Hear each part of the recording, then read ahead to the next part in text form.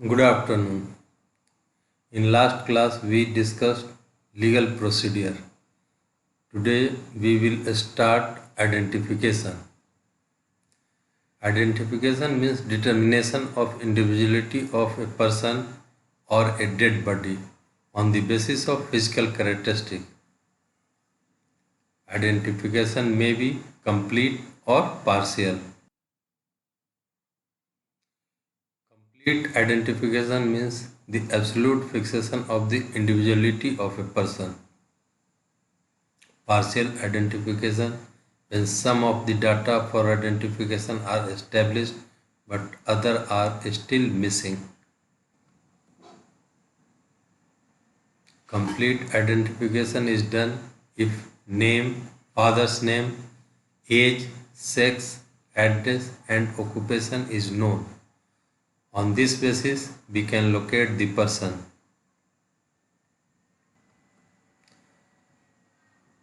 Suppose if a dead body is found on roadside, it may be a case of RTA. RTA means road traffic accident. Nobody in surrounding area recognize him by face.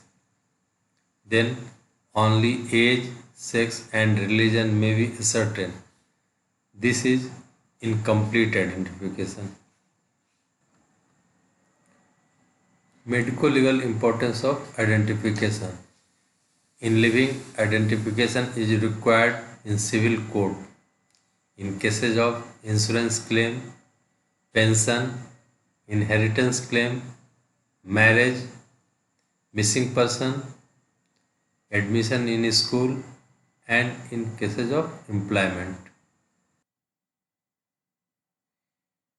Criminal court identification required in case of absconding soldiers, criminals, person accused of assault, rape and murder, in cases of impersonation and interchange of newborn in hospital.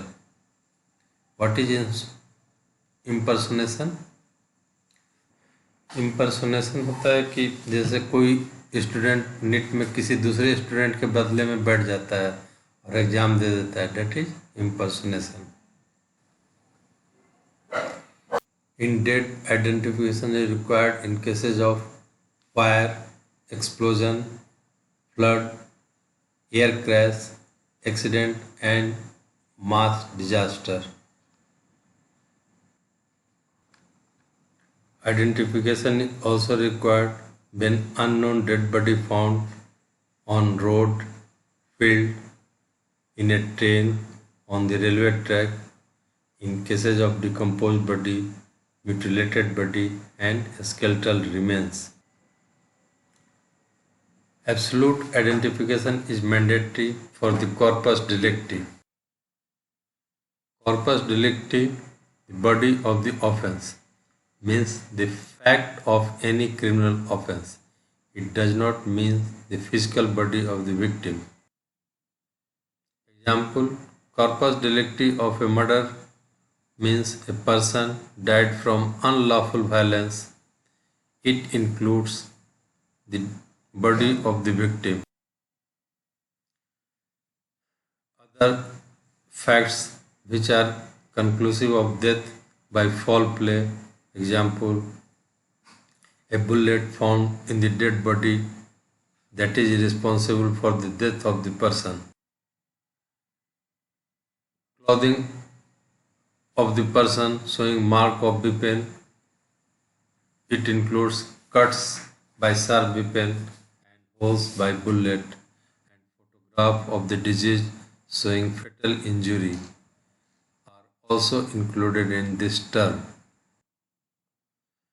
So the main part of the corpus delicti is establishment of the identity of a dead body and infliction of violence in a particular way at a particular time and place by a person. A case against an accused person cannot be established unless there is a convincing proof of these points, that is corpus delicti. Now, data of identification. Following are the things which help in identification of an individual. These are known as data of identification. Data includes race, religion, sex, age, complexion and physical appearance, hair of the person, dactylography, scar, tattoo mark, footprint, deformities, occupational marks, DNA fingerprinting, and clause and personal art. Next data is speech and voice, gait, tics and manner, mental power of the and memory, handwriting. In these data, 14 to 18 are useful in living beings only.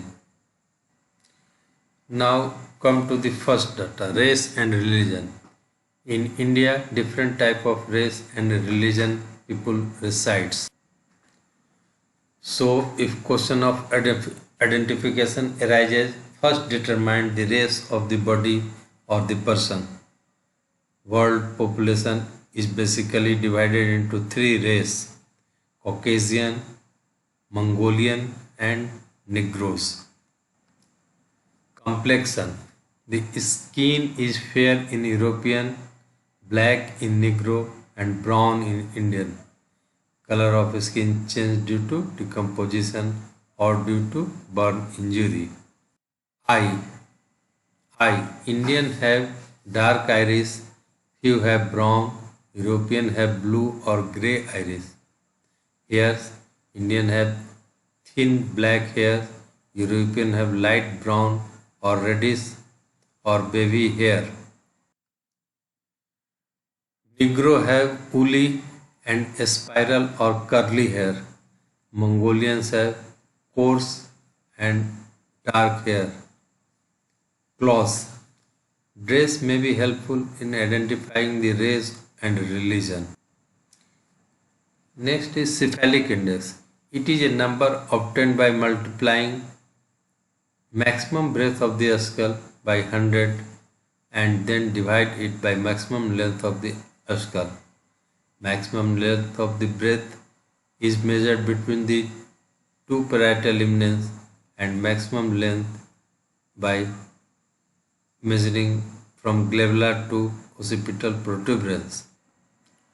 On the basis of cephalic index, head is divided in three categories: dolichocephalic, cephalic index between 70 to 75. It is long-headed and it is found in Negro and pure Aryan, and race is Negroid race. Second is mesaticephalic or mesocephalic. Cervical index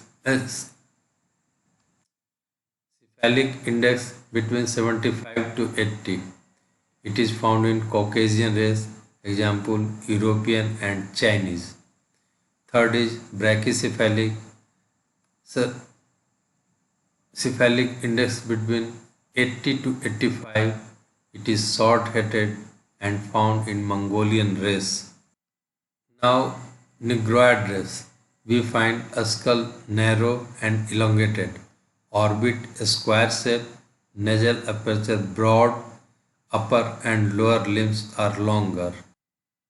In Caucasian race, we find a skull rounded, orbit triangular, nasal aperture elongated, upper and lower limbs are normal and in proportionate to the body. In Mongolian race, a skull square shaped, orbit rounded, nasal aperture rounded, and upper and lower limbs smaller. Religion. Hindu male not circumcised may have sacred thread on the left shoulder, that is also known as Janev. May be chandan mark on forehead. Some Hindu may be circumcised due to medical reason, example in cases of phimosis. Muslim males are circumcised They may have callosity on forehead and knee as they offer nawaz. Difference between ritual circumcision and surgical circumcision. In surgical circumcision, there are depigmented dots along the margin of the circumcision. They are stitch marks. It is not present in ritual circumcision. Hindu female is identified by vermilion overhead, Mangal Sutra in neck, nose picks in left ella of the nose, and tattoo mark of Hindu god and goddess. Muslim women wears burqa, nose picks in right ella or nasal septum. So this is all about race and religion. In next class we will continue with sex. Thank you.